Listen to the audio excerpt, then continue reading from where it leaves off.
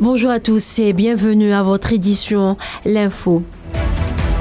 Le bilan des bombardements sionistes contre la bande de Gaza et la Cisjordanie occupée s'est alourdi à 7133 martyrs et plus de 19 000 blessés, selon un nouveau bilan provisoire du ministère palestinien de la Santé. Le ministre algérien des Affaires étrangères Ahmed Attaf a affirmé hier depuis New York que les développements dangereux dans les territoires palestiniens occupés en appellent à une action collective impliquant tous les acteurs internationaux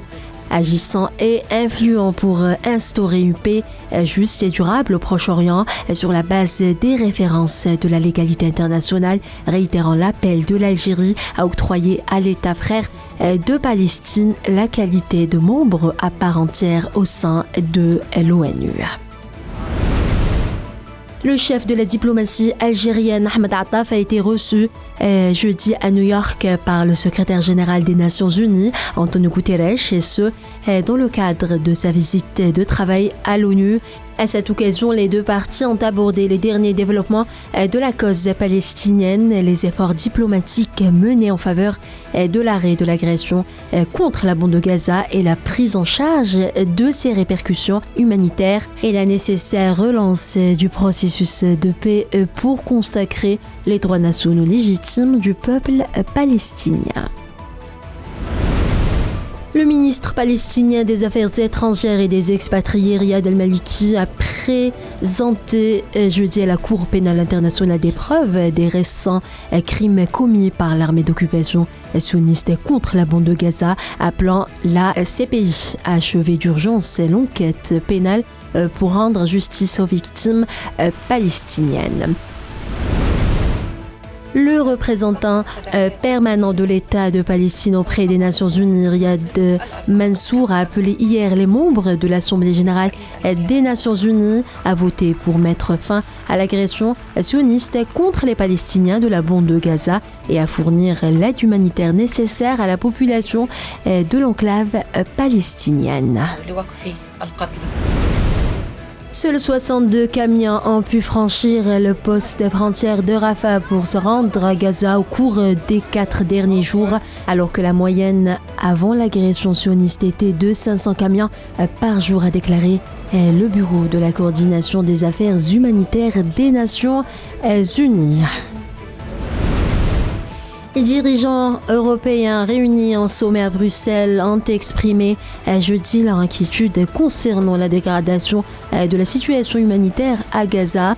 et appelé à la mise en place de couloirs humanitaires pour répondre aux besoins humanitaires.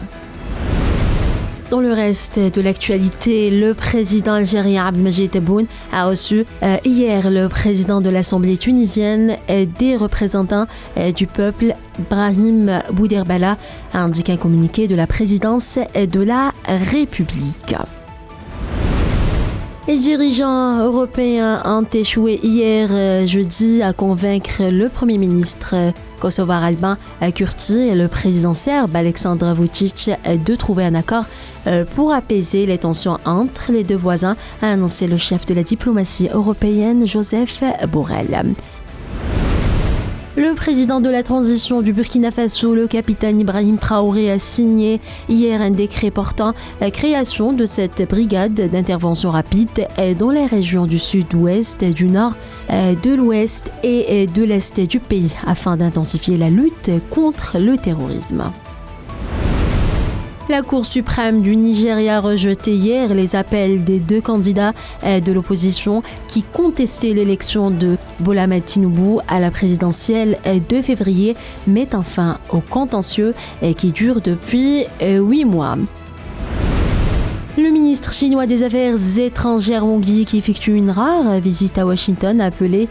hier à une relation stable avec les États-Unis alors que les deux pays ont une relation tumultueuse et se livrent une compétition acharnée. Nous cherchons à développer une coopération qui profitera aux deux parties afin de stabiliser les relations entre les États-Unis et la Chine et les ramener sur la voie d'un développement sain, stable et durable, a affirmé Wang Yi avant des entretiens avec le secrétaire d'État américain Antony Blinken. Et puis le président russe Vladimir Poutine a affirmé hier jeudi que le premier segment de la nouvelle station spatiale que Moscou ambitionne de construire pour remplacer l'ISS devrait être mise en orbite en 2027, promettant de poursuivre la conquête de l'espace. Voilà, c'est la fin de ce bulletin d'information. Merci à vous tous de l'avoir suivi et à demain.